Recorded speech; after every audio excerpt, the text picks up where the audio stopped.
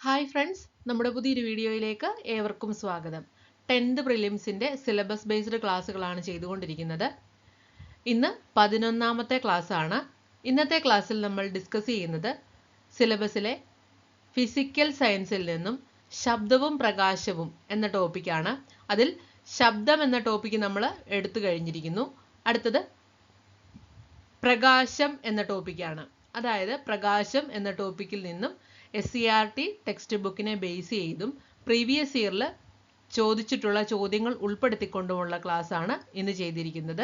അപ്പോൾ നമുക്ക് ക്ലാസ്സിലേക്ക് കടക്കാം. അതിനു മുമ്പായിട്ട് ഈ ചാനൽ ആദ്യമായിട്ട് കാണുന്ന കൂട്ടുകാരുണ്ടെങ്കിൽ ചാനൽ ഒന്ന് സബ്സ്ക്രൈബ് ചെയ്യുക. ക്ലാസ്സുകൾ ഇഷ്ടപ്പെട്ടാൽ ലൈക്ക് ചെയ്യുക. അതോടൊപ്പം ഫ്രണ്ട്സിലേക്കൊക്കെ ഒന്ന് ഷെയർ ചെയ്തെത്തിക്കുക. അപ്പോൾ നമുക്ക് പെട്ടെന്ന് തന്നെ ക്ലാസ്സിലേക്ക് കടക്കാം. എല്ലാവർക്കും ക്ലാസ്സിലേക്ക് സ്വാഗതം. ലൈറ്റ് അഥവാ പ്രകാശം, ഈ ഒരു ടോപ്പിക്കുമായി ബന്ധപ്പെട്ടിട്ടുള്ള ഏറ്റവും ബേസ് ലെവൽ മുതൽ റിവിഷൻ ലെവൽ വരെയുള്ള ചോദ്യങ്ങളാണ് നമ്മൾ ഡിസ്കസ് ചെയ്യുന്നത്.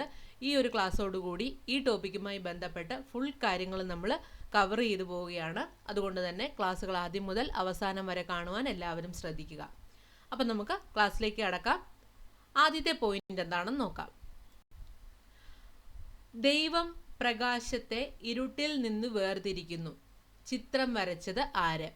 ദൈവം പ്രകാശത്തെ ഇരുട്ടിൽ നിന്ന് വേർതിരിക്കുന്നു. ഈ ഒരു ചിത്രം വരച്ചത് ആരാണ്? ഉത്തരം മൈക്കലാഞ്ചലോ. ഉത്തരം മൈക്കലാഞ്ചലോ. അടുത്തത് പ്രകാശത്തെക്കുറിച്ചുള്ള പഠനമാണ് ഒപ്റ്റിക്സ് എന്നറിയപ്പെടുന്നത്. ലൈറ്റിനെ കുറിച്ചുള്ള പഠനമാണ് ഒപ്റ്റിക്സ്. ഇമ്പോർട്ടൻ്റ് ആണ്, ചോദിച്ചിട്ടുള്ളതാണ്.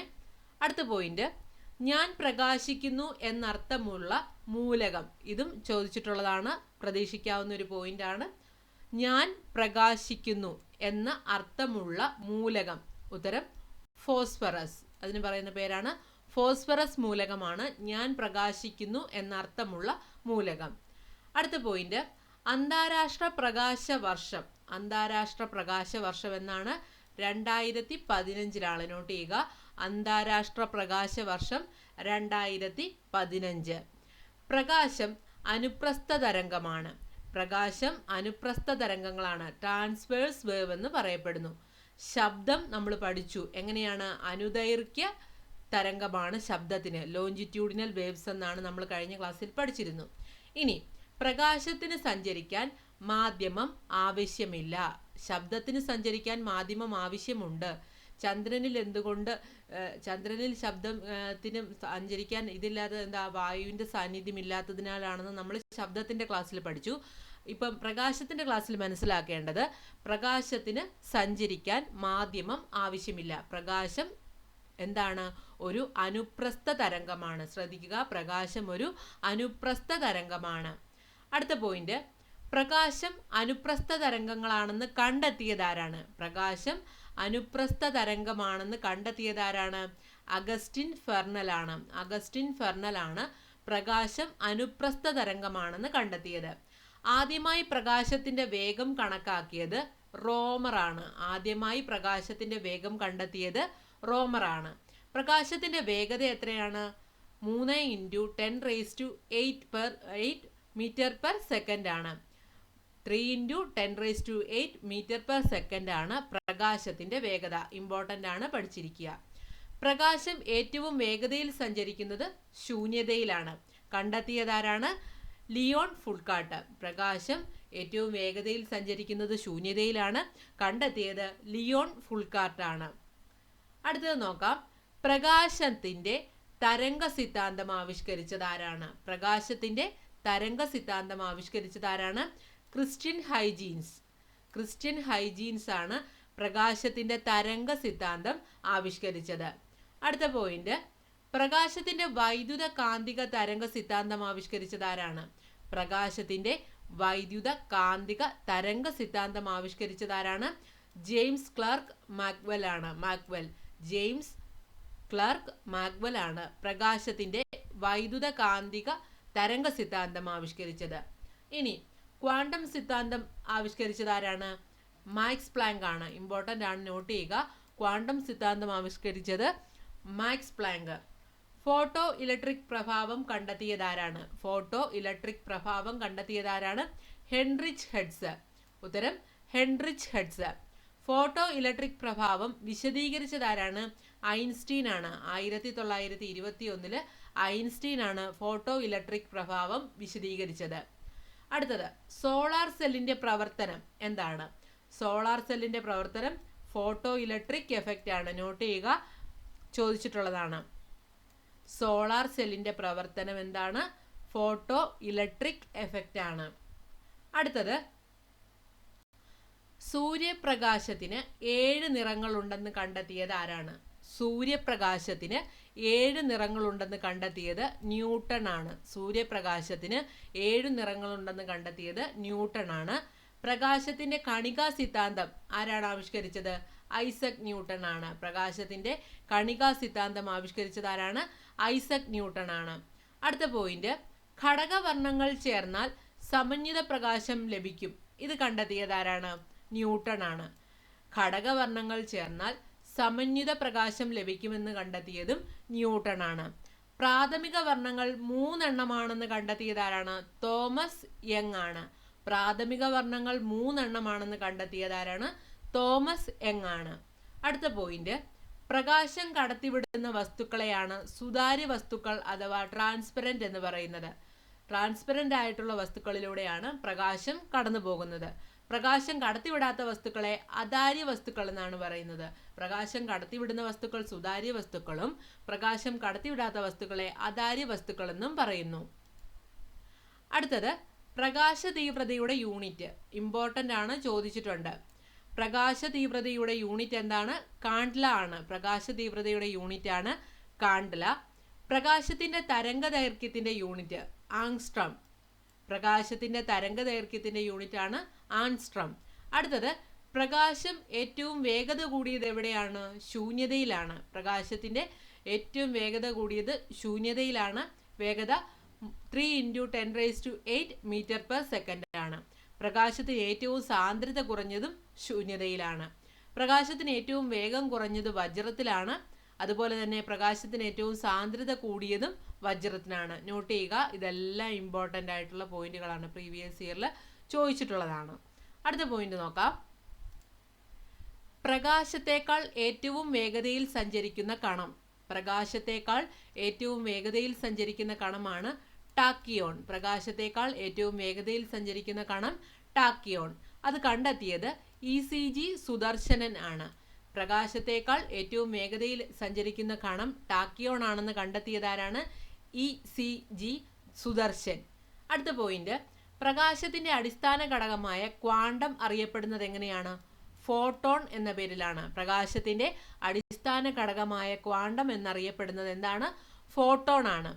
സൂര്യനും ഗ്രഹങ്ങളും തമ്മിലുള്ള ദൂരം അളക്കുന്ന യൂണിറ്റ് ആണ് ആസ്ട്രോണമിക്കൽ യൂണിറ്റ്.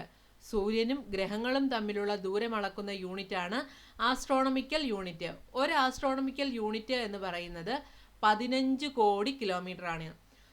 സൂര്യനും ഗ്രഹങ്ങളും തമ്മിലുള്ള ദൂരം അളക്കുന്ന യൂണിറ്റ് ആണ് astronomical unit. 1 astronomical unit equal to 15 crore kilometre. Okay. അടുത്ത പോയിന്റ്, പ്രകാശം ഒരു വർഷം കൊണ്ട് സഞ്ചരിക്കുന്ന ദൂരമാണ് പ്രകാശവർഷം അഥവാ ലൈറ്റ് ഇയർ എന്നറിയപ്പെടുന്നത്. പ്രകാശം ഒരു വർഷം കൊണ്ട് സഞ്ചരിക്കുന്ന ദൂരത്തെയാണ് പ്രകാശവർഷം എന്ന് അറിയപ്പെടുന്നത്. നക്ഷത്രങ്ങളിലേക്കുള്ള ദൂരം പ്രസ്താവിക്കുന്ന യൂണിറ്റ് ആണ് പ്രകാശവർഷം. ഗാലക്സികൾ തമ്മിലുള്ള ദൂരം അളക്കുന്നത് പാർസെക് എന്നാണ്. ഒരു പാർസെക് എന്നത് 3.26 പ്രകാശവർഷമാണ്. നോട്ട് ചെയ്യുക, ഗാലക്സികൾ തമ്മിലുള്ള ദൂരം അളക്കുന്നതാണ് പാർസെക്. ഒരു പാർസെക്കൻഡ് എന്ന് പറയുന്നത് എത്രയാണ്? 3.26 പ്രകാശവർഷമാണ്. അടുത്ത പോയിന്റ്, സൂര്യപ്രകാശം ഭൂമിയിലെത്താൻ വേണ്ട സമയം. സൂര്യപ്രകാശം ഭൂമിയിലെത്താൻ വേണ്ട സമയം 8 മിനിറ്റും 20 സെക്കൻഡുമാണ്. സൂര്യപ്രകാശം ഭൂമിയിലെത്താൻ വേണ്ട സമയം 8 മിനിറ്റും 20 സെക്കൻഡും. അടുത്തത്, ചന്ദ്രനിൽ നിന്നുള്ള പ്രകാശം എങ്ങനെയാണ്? 1.3 സെക്കൻഡ് കൊണ്ടാണ് എത്തുന്നത്. ചന്ദ്രനിൽ നിന്നുള്ള പ്രകാശം 1.3 സെക്കൻഡ് കൊണ്ടാണ് എത്തുന്നത്. അടുത്ത ഒരു ഇമ്പോർട്ടൻ്റ് ആയിട്ടുള്ള പോയിന്റ് ആണ് വൈദ്യുത കാന്തിക സ്പെക്ട്രം. എന്താണെന്ന് നോക്കാം. വൈദ്യുത കാന്തിക വികിരണങ്ങളുടെ കൂട്ടത്തെയാണ് വൈദ്യുത കാന്തിക സ്പെക്ട്രം എന്ന് പറയപ്പെടുന്നത്. വൈദ്യുത കാന്തിക വികിരണങ്ങളുടെ കൂട്ടത്തെയാണ് വൈദ്യുത കാന്തിക സ്പെക്ട്രം എന്ന് പറയുന്നത്. വൈദ്യുത കാന്തിക സ്പെക്ട്രത്തിലെ ഇടുങ്ങിയ ഭാഗമാണ് ദൃശ്യപ്രകാശം. ദൃശ്യപ്രകാശത്തിന്റെ തരംഗ ദൈർഘ്യം എന്ന് പറയുന്നത് 400 മുതൽ 700 നാനോമീറ്റർ വരെയാണ്. ദൃശ്യപ്രകാശത്തിന്റെ തരംഗ ദൈർഘ്യം എന്നത് 400 മുതൽ 700 വരെ നാനോമീറ്റർ ആണ്. ദൃശ്യപ്രകാശത്തിലെ ഘടകവർണ്ണങ്ങളാണ് violet, indigo, blue, green, yellow, orange, red. ഇനി തരംഗദൈർഘ്യം കൂടിയ കിരണങ്ങൾ തരംഗദൈർഘ്യം കുറഞ്ഞ കിരണങ്ങളെ പുറന്തള്ളുന്നു. ഇത്തരം സ്വഭാവമുള്ള വസ്തുക്കളാണ് ഫ്ലൂറസെന്റുകൾ. നോട്ട് ചെയ്യുക, തരംഗദൈർഘ്യം കൂടിയ കിരണങ്ങൾ തരംഗദൈർഘ്യം കുറഞ്ഞ കിരണങ്ങളെ പുറന്തള്ളുന്നു. ഇത്തരം സ്വഭാവമുള്ള വസ്തുക്കളെയാണ് ഫ്ലൂറസെന്റുകൾ എന്നറിയപ്പെടുന്നത്. ഇനി പ്രകാശ പ്രതിഭാസങ്ങൾ എന്താണെന്ന് നോക്കാം. ആദ്യം തന്നെ വീക്ഷണ സ്ഥിരത. ഒരു ദൃശ്യാനുഭവം കണ്ണിന്റെ റെറ്റിനയിൽ 1/16 സെക്കൻഡ് സമയത്തേക്ക് തങ്ങി നിൽക്കുന്ന പ്രതിഭാസത്തെ പറയുന്നതാണ് വീക്ഷണ സ്ഥിരത. ഒരു ദൃശ്യാനുഭവം കണ്ണിന്റെ റെറ്റിനയിൽ 1/16 സെക്കൻഡ് സമയത്തേക്ക് തങ്ങി നിൽക്കുന്ന പ്രതിഭാസമാണ് വീക്ഷണ സ്ഥിരത. ശ്രവണ സ്ഥിരത എന്ന് പറയുന്നത് 1/10 സെക്കൻഡ് ആണ്. രണ്ടും തമ്മിൽ മാറിപ്പോകരുത്. വീക്ഷണ സ്ഥിരത 1/16 സെക്കൻഡും ശ്രവണ സ്ഥിരത 1/10 സെക്കൻഡുമാണ്. ന്യൂട്ടന്റെ വർണ്ണ പരമ്പരം വെള്ളയായി കാണപ്പെടുന്നത് ഇതിനൊരു ഉദാഹരണമാണ്. ദൂരെ നിന്ന് നോക്കുമ്പോൾ വെള്ളച്ചാട്ടം നിശ്ചലമായി കാണപ്പെടുന്നു. അതുപോലെ തന്നെ വേഗത്തിൽ ചുഴറ്റുന്ന തീപ്പന്തത്തിന്റെ പാത വൃത്താകൃതിയിൽ കാണപ്പെടുന്നു. ഇതെല്ലാം വീക്ഷണ സ്ഥിരതയുടെ എക്സാമ്പിളുകളാണ്. അടുത്തതാണ് അപവർത്തനം, റിഫ്രാക്ഷൻ. അപവർത്തനം സാന്ദ്രത വ്യത്യാസമുള്ള രണ്ട് മാധ്യമങ്ങൾക്കിടയിലൂടെ പ്രകാശരശ്മി സഞ്ചരിക്കുമ്പോൾ സഞ്ചാരപാതയ്ക്കുണ്ടാകുന്ന വ്യതിയാനത്തിനെയാണ് അപവർത്തനം എന്ന് പറയുന്നത്. സാന്ദ്രത വ്യത്യാസമുള്ള രണ്ട് മാധ്യമങ്ങൾക്കിടയിലൂടെ പ്രകാശരശ്മി സഞ്ചരിക്കുമ്പോൾ സഞ്ചാരപാതയ്ക്കുണ്ടാകുന്ന വ്യതിയാനത്തിനെയാണ് അപവർത്തനം അഥവാ റിഫ്രാക്ഷൻ എന്ന് പറയുന്നത്. മരുഭൂമിയിൽ മരീചിക എന്ന പ്രതിഭാസം ഉണ്ടാകുന്നതിന് കാരണം അപവർത്തനമാണ്. അതുപോലെ തന്നെ ജലത്തിൽ താഴ്ത്തി വച്ചിരിക്കുന്ന കമ്പ് വളഞ്ഞതായി തോന്നുന്നു. ഒരു പടം ഇവിടെ കൊടുത്തിട്ടുണ്ട് നിങ്ങൾക്കൊരു മനസ്സിലാക്കാൻ വേണ്ടിയിട്ട്. ജലത്തിൽ താഴ്ത്തി വെച്ചിരിക്കുന്ന കമ്പ് വളഞ്ഞതായിട്ട് തോന്നുന്നതിന് കാരണം, അതായത് ഇമേജ് ഇങ്ങനെ കാണപ്പെടുന്നു. ഇവിടെ കണ്ടോ, ഇമേജിൻ്റെ ഇവിടെ ഒരു വ്യത്യാസം വന്നിട്ടുണ്ടല്ലേ, ഒരേ ഓർഡറിലല്ല കാണുന്നത്. അതാണ് അത് കൊടുത്തിരിക്കുന്നത്, മനസ്സിലാകാൻ വേണ്ടിയിട്ട് കൊടുത്തിട്ടുള്ളതാണ്. അപ്പം മരുഭൂമിയിലെ മരീചിക, അതുപോലെ തന്നെ ജലത്തിൽ താഴ്ത്തി വെച്ചിരിക്കുന്ന കമ്പ് വളഞ്ഞതായി തോന്നുന്നു. ഇതിനെല്ലാം കാരണമെന്നാണ് അപവർത്തനം അഥവാ റിഫ്രാക്ഷൻ ആണ്. അതുപോലെ തന്നെ നക്ഷത്രങ്ങൾ മിന്നിത്തിളങ്ങുന്നത്, ഇവയൊക്കെ അപവർത്തനത്തിന് കാരണമാണ്. നക്ഷത്രങ്ങളുടെ നിറം സൂചിപ്പിക്കുന്നത് താപനിലയാണ്. ജലം നിറച്ച ഗ്ലാസിന്റെ അടിയിൽ വെച്ചിരിക്കുന്ന നാണയം അല്പം ഉയർന്നതായി തോന്നുന്നതിന് കാരണവും അപവർത്തനമാണ്. അപവർത്തനത്തിനുള്ള ഉദാഹരണങ്ങളാണ് കൊടുത്തിരിക്കുന്നത്. നക്ഷത്രങ്ങൾ മിന്നിത്തിളങ്ങുന്നത്, അതുപോലെ തന്നെ ജലം നിറച്ച ഗ്ലാസിന്റെ അടിയിൽ വെച്ചിരിക്കുന്ന നാണയം അല്പം ഉയർന്നതായി തോന്നുന്നതും അപവർത്തനത്തിന് കാരണമാണ്. ഇനി നക്ഷത്രങ്ങളുടെ നിറം സൂചിപ്പിക്കുന്നത് എന്തിനെയാണ്? താപനിലയെയാണ്. അടുത്തതാണ് അപവർത്തനാങ്കം, റിഫ്രാക്റ്റീവ് ഇൻഡെക്സ്. പ്രകാശത്തിന്റെ ശൂന്യതയിലെ വേഗതയും മാധ്യമത്തിലെ വേഗതയും തമ്മിലുള്ള അനുപാതത്തിനെയാണ് അപവർത്തനാങ്കം എന്ന് പറയുന്നത്. പ്രകാശത്തിന്റെ ശൂന്യതയിലെ വേഗതയും മാധ്യമത്തിലെ വേഗതയും തമ്മിലുള്ള അനുപാതമാണ് അപവർത്തനാങ്കം. അപവർത്തനാങ്കം ഏറ്റവും കൂടുതലുള്ളത് വജ്രം, ഡയമണ്ടിനാണ്. ഇനി അടുത്തതാണ് പ്രകാശിക സാന്ദ്രത, ഒപ്റ്റിക്കൽ ഡെൻസിറ്റി എന്ന് പറയുന്നു. പ്രകാശിക സാന്ദ്രത, ഒരു പ്രകാശം ഒരു മാധ്യമത്തിലൂടെ കടന്നു പോകുമ്പോൾ ആ മാധ്യമം അതിൻ്റെ വേഗതയെ എത്രത്തോളം സ്വാധീനിക്കുന്നു എന്ന് കാണിക്കുന്ന അളവിനെയാണ് പ്രകാശിക സാന്ദ്രത എന്ന് പറയുന്നത്. പ്രകാശം ഒരു മാധ്യമത്തിലൂടെ കടന്നു പോകുമ്പോൾ ആ മാധ്യമം അതിൻ്റെ വേഗതയെ എത്രത്തോളം സ്വാധീനിക്കുന്നു എന്ന് കാണിക്കുന്ന അളവിനെയാണ് പ്രകാശിക സാന്ദ്രത എന്ന് പറയുന്നത്. പ്രകാശിക സാന്ദ്രത കൂടിയ മാധ്യമത്തിൽ നിന്ന് കുറഞ്ഞ മാധ്യമത്തിലേക്ക് പ്രകാശം ചരിഞ്ഞു പതിക്കുമ്പോൾ അപവർത്തന രശ്മിയുടെ പാത ലംബത്തിൽ നിന്ന് അകലുന്നു. അറിഞ്ഞിരിക്കുക, സ്റ്റേറ്റ്മെന്റ് ലെവലായിട്ടും ഇവിടെ ഡാഷ് ഇട്ടൊക്കെ ചോദിക്കാനായിട്ട് സാധ്യതയുണ്ട്. പ്രകാശിക സാന്ദ്രത കൂടിയ മാധ്യമത്തിൽ നിന്നും കുറഞ്ഞ മാധ്യമത്തിലേക്ക് പ്രകാശം ചരിഞ്ഞു പതിക്കുമ്പോൾ അപവർത്തന രശ്മിയുടെ പാത ലംബത്തിൽ നിന്ന് അകലുന്നു. ഇവിടെ ഇമേജ് കൊടുത്തിട്ടുണ്ട്, നോക്കി നിങ്ങൾക്ക് മനസ്സിലാക്കാവുന്നതാണ്. ഇനി അടുത്തതാണ്, കുറഞ്ഞതിൽ നിന്ന് കൂടിയിലേക്ക് പോകുമ്പോഴത്തേക്കും എങ്ങനെയാണ്? ലംബത്തോട് അടുക്കുകയാണ്. കൂടിയതിൽ നിന്ന് കുറഞ്ഞതിലേക്ക് വരുമ്പോൾ ലംബത്തിൽ നിന്ന് അകലുകയും കുറഞ്ഞതിൽ നിന്ന് കൂടിയതിലേക്ക് പോകുമ്പോൾ ലംബത്തിലേക്ക് അടുക്കുകയും ചെയ്യുന്നു. അടുത്തതാണ് ക്രിട്ടിക്കൽ കോൺ. എന്താണ് ക്രിട്ടിക്കൽ കോൺ? പ്രകാശരശ്മി പ്രകാശിക സാന്ദ്രത കൂടിയ മാധ്യമത്തിൽ നിന്ന് കുറഞ്ഞ മാധ്യമത്തിലേക്ക് കടക്കുമ്പോൾ അപവർത്തന കോൺ 90 ഡിഗ്രി ആകുന്ന സന്ദർഭത്തിലെ പതന കോണിനെയാണ് ക്രിട്ടിക്കൽ കോൺ എന്ന് പറയുന്നത്. പ്രകാശരശ്മി പ്രകാശിക സാന്ദ്രത കൂടിയ മാധ്യമത്തിൽ നിന്ന് കുറഞ്ഞ മാധ്യമത്തിലേക്ക് കടക്കുമ്പോൾ അപവർത്തന കോൺ 90 ഡിഗ്രി ആകുന്ന സന്ദർഭത്തിലെ പതന കോണിനെയാണ് ക്രിട്ടിക്കൽ കോൺ എന്ന് പറയുന്നത്. ഇത് രണ്ടും വളരെ ഇമ്പോർട്ടൻ്റ് ആയിട്ടുള്ള 2 പോയിന്റുകളാണ്, ചോദിച്ചിട്ടുള്ളതാണ്. ജലത്തിന്റെ ക്രിട്ടിക്കൽ കോൺ എന്ന് പറയുന്നത് 48.6 ഡിഗ്രിയാണ്. ജലത്തിന്റെ ക്രിട്ടിക്കൽ കോൺ 48.6 ഡിഗ്രിയും ഗ്ലാസിന്റെ ക്രിട്ടിക്കൽ കോൺ 42 ഡിഗ്രിയുമാണ്. ഗ്ലാസിന്റെ ക്രിട്ടിക്കൽ കോൺ 42 ഡിഗ്രി, ജലത്തിന്റെ ക്രിട്ടിക്കൽ കോൺ 48.6 ഡിഗ്രി. അടുത്തതാണ് പ്രതിഫലനം, റിഫ്ലക്ഷൻ. മിനുസമുള്ള പ്രതലത്തിൽ തട്ടി പ്രകാശം തിരിച്ചു വരുന്ന പ്രതിഭാസത്തിനെയാണ് പ്രതിഫലനം എന്ന് പറയുന്നത്. മിനുസമുള്ള പ്രതലത്തിൽ തട്ടി പ്രകാശം തിരിച്ചു വരുന്നതിനെയാണ് എന്തെന്ന് പറയുന്നത്? പ്രതിഫലനം. ഇവിടെ തന്നെ നോക്കിയേ, പ്രകാശം മിനുസമുള്ള പ്രതലത്തിലേക്ക് പതിക്കുന്നു, അവിടെ നിന്നും തിരിച്ച് വരുന്നു. ഈ പ്രതിഭാസത്തിന് പറയുന്ന പേരാണ് പ്രതിഫലനം എന്ന് പറയുന്നത്.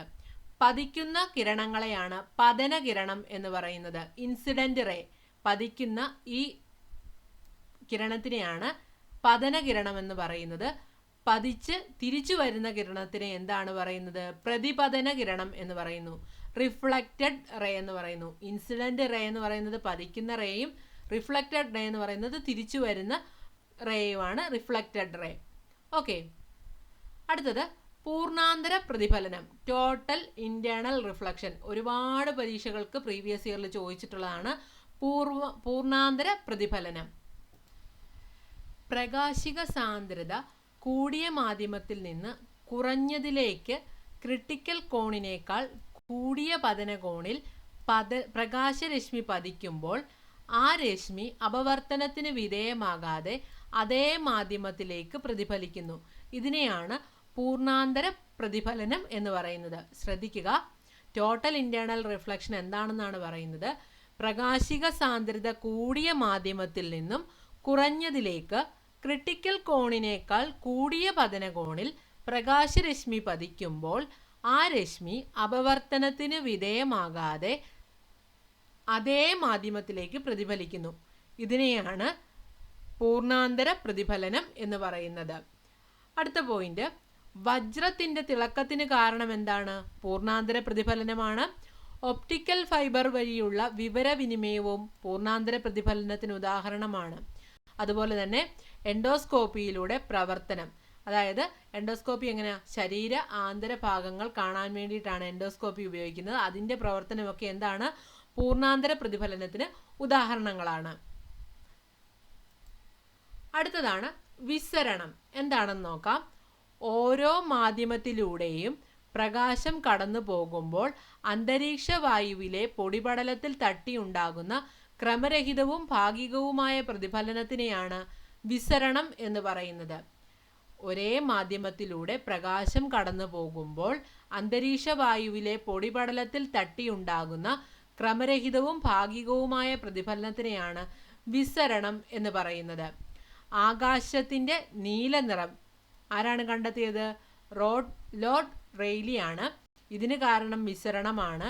അതുപോലെ തന്നെ കടലിന്റെ നീല നിറത്തിന് കാരണം ആരാണ്? CV രാമനാണ് കണ്ടെത്തിയത്. ഉദയാസ്തമയങ്ങളിൽ ആകാശത്തിന്റെ നിറം ചുവപ്പാക്കുന്നു. ഇതിനെല്ലാം കാരണം എന്താണ്? വിസരണമാണെന്ന് കൂടി ഓർത്തിരിക്കുക. ആകാശത്തിന്റെ നീലനിറം, കടലിന്റെ നീലനിറം, അതുപോലെ തന്നെ ഉദയാസ്തമയ സമയങ്ങളിൽ ആകാശത്തിന്റെ നിറം ചുവപ്പാകുന്നത്. അതിൽ നോട്ട് ചെയ്യേണ്ട എക്സ്ട്രാ ഒരു പോയിന്റ് ആണ്, ആകാശത്തിന്റെ നീലനിറത്തിന് കാരണം വിസരണമാണെന്ന് കണ്ടെത്തിയത് ലോർഡ് റെയ്ലിയും കടലിന്റെ നീലനിറത്തിന് കാരണം വിസരണമാണെന്ന് കണ്ടെത്തിയതാരാണ്? CV രാമനുമാണ്. അടുത്തത് ചന്ദ്രനിൽ ആകാശം കറുപ്പാകാൻ കാരണം അന്തരീക്ഷം ഇല്ലാത്തതിനാലാണ്. അവിടെ വിസരണം ഇല്ല. ഘടകവർണ്ണങ്ങളുടെ തരംഗദൈർഘ്യം കുറയുമ്പോൾ വിസരണ നിരക്ക് കൂടുന്നു. വിസരണ നിരക്ക് കൂടിയത് വയലറ്റിനും വിസരണ നിരക്ക് കുറഞ്ഞത് ചുവപ്പിനുമാണ്. ഈ 4 പോയിന്റുകളും പ്രീവിയസ് ഇയറിൽ ചോദിച്ചിട്ടുള്ളതാണ്, ഇമ്പോർട്ടൻ്റ് ആണ്. ചന്ദ്രനിൽ ആകാശം കറുപ്പാകാൻ കാരണം അന്തരീക്ഷം ഇല്ലാത്തതിനാലാണ്, അവിടെ വിസരണമില്ല. പിന്നീട് ഘടകവർണ്ണങ്ങളുടെ തരംഗദൈർഘ്യം കുറയുമ്പോൾ വിസരണ നിരക്ക് കൂടുന്നു. അതുപോലെ തന്നെ വിസരണ നിരക്ക് കൂടിയത് വയലറ്റിനും വിസരണ നിരക്ക് കുറഞ്ഞത് ചുവപ്പിനുമാണ്. അടുത്തതാണ് പ്രകാശ പ്രകീർണനം. എന്താണ്? പ്രകാശം അതിൻ്റെ ഘടകവർണ്ണങ്ങളായി മാറുന്ന പ്രതിഭാസത്തിന് പറയുന്ന പേരാണ് പ്രകാശ പ്രതിഫലനം, അല്ലേ? പ്രകാശ പ്രകീർണനം. നമുക്ക് നോക്കാം. മഴവില്ലിനു കാരണം എന്താണ്? പ്രകാശ പ്രകീർണനമാണ്. ഓർത്തിരിക്കാനായിട്ട് മഴവില്ലിനെ പ്രകീർത്തിച്ച് ഗാനങ്ങൾ എഴുതുന്നു, അങ്ങനെയൊക്കെ ഒന്ന് കണക്ട് ചെയ്ത് എഴുതുക. അപ്പം മഴവില്ലുണ്ടാകാൻ കാരണം എന്താണ്? പ്രകാശ പ്രകീർണനമാണ്. ഓക്കെ. അടുത്താണ് ഫോട്ടോ ഇലക്ട്രിക് പ്രഭാവം. പ്രകാശരശ്മികൾ ചില മൃദുലോഹങ്ങളുടെ ഉപരിതലത്തിൽ തട്ടിപ്പതിക്കുമ്പോൾ ഇലക്ട്രോണുകൾ പുറന്തള്ളുന്നു. പ്രകാശരശ്മികൾ ചില മൃദുലോഹങ്ങളുടെ ഉപരിതലത്തിൽ തട്ടിപ്പതിക്കുമ്പോൾ ഇലക്ട്രോണുകൾ പുറന്തള്ളുന്നു. അതിനെയാണ് ഫോട്ടോ ഇലക്ട്രിക് പ്രഭാവം എന്ന് പറയുന്നത്. കണ്ടുപിടിച്ചത് ഹെൻറിച്ച് ഹെർട്സ് ആണ്. അതിനെപ്പറ്റി വിശദീകരണം നൽകിയത് ഐൻസ്റ്റീൻ ആണ്. അടുത്തതാണ് വിസരണങ്ങൾ. കോസ്മിക് കിരണങ്ങൾ കണ്ടെത്തിയതാരാണ്? വിക്ടർ ഹെസ് ആണ്. കോസ്മിക് കിരണങ്ങൾ കണ്ടെത്തിയതാരാണ്? വിക്ടർ ഹെസ് ആണ്. അൾട്രാ വയലറ്റ് കിരണങ്ങൾ എന്താണെന്ന് നോക്കാം. സൺബേൺ അഥവാ സൂര്യാഘാതത്തിന് കാരണമാകുന്ന കിരണങ്ങളാണ് അൾട്രാ വയലറ്റ് കിരണങ്ങൾ. കള്ളനോട്ട് തിരിച്ചറിയാൻ ഉപയോഗിക്കുന്നു. ശരീരത്തിൽ വൈറ്റമിൻ ഡി ഉൽപ്പാദിപ്പിക്കുന്നു.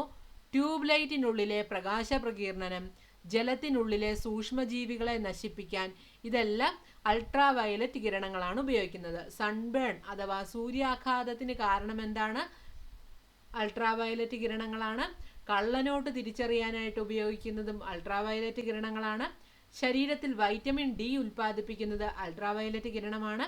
ട്യൂബ് ലൈറ്റിനുള്ളിലെ പ്രകാശ പ്രകീർണനം, അതുപോലെ തന്നെ ജലത്തിനുള്ളിലെ സൂക്ഷ്മജീവികളെ നശിപ്പിക്കാൻ, ഇതിനെല്ലാം അൾട്രാ വയലറ്റ് രശ്മികളാണ് ഉപയോഗിക്കുന്നത്. അതുപോലെ തന്നെ നെയ്യിലെ മായം തിരിച്ചറിയാൻ, ശസ്ത്രക്രിയ ഉപകരണങ്ങൾ അണുവിമുക്തമാക്കാൻ ദൃശ്യപ്രകാശത്തേക്കാൾ തരംഗദൈർഘ്യം കുറഞ്ഞ കിരണങ്ങളാണ് അൾട്രാ വയലറ്റ് കിരണങ്ങൾ. UV കിരണങ്ങൾ അഥവാ അൾട്രാ വയലറ്റ് കിരണങ്ങളെ ആഗീകരണം ചെയ്യുന്ന അന്തരീക്ഷ പാളിയാണ് ഓസോൺ. നോട്ട് ചെയ്യുക, വളരെ ഇമ്പോർട്ടൻ്റ് ആയിട്ടുള്ള പോയിന്റുകളാണ്. നെയ്യിലെ മായം തിരിച്ചറിയാൻ അൾട്രാ വയലറ്റ് കിരണങ്ങൾ ഉപയോഗിക്കുന്നു. ശസ്ത്രക്രിയ ഉപകരണങ്ങൾ അണുവിമുക്തമാക്കാനും അൾട്രാ വയലറ്റ് കിരണങ്ങൾ ഉപയോഗിക്കുന്നു. ദൃശ്യപ്രകാശത്തേക്കാൾ തരംഗദൈർഘ്യം കുറഞ്ഞ കിരണങ്ങളാണ് അൾട്രാ വയലറ്റ് രശ്മികൾ. UV കിരണങ്ങൾ അഥവാ അൾട്രാ വയലറ്റ് കിരണങ്ങളെ ആഗീകരണം ചെയ്യുന്ന അന്തരീക്ഷ പാളിയാണ് ഓസോൺ പാളി. അടുത്തതാണ് ഇൻഫ്രാറെഡ് കിരണങ്ങൾ. ഇത് കണ്ടെത്തിയത് വില്യം ഹെർഷലാണ് ഇൻഫ്രാറെഡ് കിരണങ്ങൾ കണ്ടെത്തിയത്. സൂര്യപ്രകാശത്തിലെ താപകിരണങ്ങൾ എന്നാണ് ഇൻഫ്രാറെഡ് കിരണങ്ങൾ അറിയപ്പെടുന്നത്. വിസരണ നിരക്ക് കുറവാണ്. ഇൻഫ്രാറെഡ് കിരണങ്ങൾക്ക് വിസരണ നിരക്ക് കുറവാണ്. വിസരണ നിരക്ക് കുറവായതിനാൽ വിദൂര ഫോട്ടോഗ്രാഫിയിലാണ് ഇൻഫ്രാറെഡ് രശ്മികൾ ഉപയോഗിക്കുന്നത്. വിസരണ നിരക്ക് കുറവായതിനാൽ വിദൂര ഫോട്ടോഗ്രാഫിയിൽ ഉപയോഗിക്കുന്നതാണ് ഇൻഫ്രാറെഡ് കിരണങ്ങൾ. രാത്രികാലങ്ങളിൽ സൈനികർ ഉപയോഗിക്കുന്നത്, കണ്ണാടിയിൽ ഉപയോഗിക്കുന്നത് ഇൻഫ്രാറെഡ് കിരണങ്ങളാണ്. TV റിമോട്ടിനും ഇൻഫ്രാറെഡ് കിരണങ്ങളാണ് ഉപയോഗിക്കുന്നത്. അടുത്തതാണ് എക്സ്റേ. എന്താണെന്ന് നോക്കാം. എക്സ്റേ കണ്ടെത്തിയത് വില്യം റോഡ്ജൻ ആണ് 1901. എക്സ്റേ കടന്നു പോകാത്ത ലോഹം ഈയം ആണ്. പ്രീവിയസ് ഇയറിൽ ചോദിച്ചിട്ടുണ്ട്. എക്സ്റേ കടന്നു പോകാത്ത ലോഹം ഏതാണ്? ഈയം അഥവാ ലെഡ്. എക്സ്റേ കടന്നു പോകാത്ത ലോഹമാണ് ഈയം അഥവാ ലെഡ്. തരംഗദൈർഘ്യം കൂടിയതും ഊർജം കുറഞ്ഞതുമായ എക്സ്റേ ഏതാണ്? സോഫ്റ്റ് എക്സ്റേ ആണ്. തരംഗദൈർഘ്യം കൂടിയതും ഊർജം കുറഞ്ഞതുമായ എക്സ്റേ ആണ് സോഫ്റ്റ് എക്സ്റേ. ആന്തരിക അവയവങ്ങളുടെ ചിത്രമെടുക്കാനാണ് സോഫ്റ്റ് എക്സ്റേ ഉപയോഗിക്കുന്നത്. തുളച്ചു കയറാൻ ശക്തി കുറവുള്ളതും സോഫ്റ്റ് എക്സ്റേക്കാണ്. തരംഗദൈർഘ്യം കുറഞ്ഞതും ഊർജം കൂടിയതും ഏതിനാണ്? ഹാർഡ് എക്സ്റേക്കാണ്. ക്യാൻസർ റേഡിയേഷൻ ചികിത്സാ രംഗത്ത് ഹാർഡ് എക്സ്റേ ആണ് ഉപയോഗിക്കുന്നത്. എക്സ്റേ കണ്ടെത്തിയത് വില്യം റോഡ്ജൻ ആണ് 1901. എക്സ്റേ കടന്നു പോകാത്ത ലോഹം EM അഥവാ ലെഡ് ആണ്. തരംഗദൈർഘ്യം കൂടിയതും ഊർജം കുറഞ്ഞതുമായ എക്സ്റേ ആണ് സോഫ്റ്റ് എക്സ്റേ. തുളച്ചു കയറാൻ ശക്തി കുറവുള്ളത് സോഫ്റ്റ് എക്സ്റേക്കാണ്. ആന്തരിക അവയവങ്ങളുടെ ചിത്രം എടുക്കാൻ ഉപയോഗിക്കുന്നത് സോഫ്റ്റ് എക്സ്റേ ആണ്. ഇനി തരംഗദൈർഘ്യം കുറവും എന്നാൽ ഊർജം കൂടിയതുമായ എക്സ്റേ ഏതാണ്? ഹാർഡ് എക്സ്റേ ആണ്. ക്യാൻസർ റേഡിയേഷൻ ചികിത്സാ രംഗത്തും ഹാർഡ് എക്സ്റേ ആണ് ഉപയോഗിക്കുന്നത്.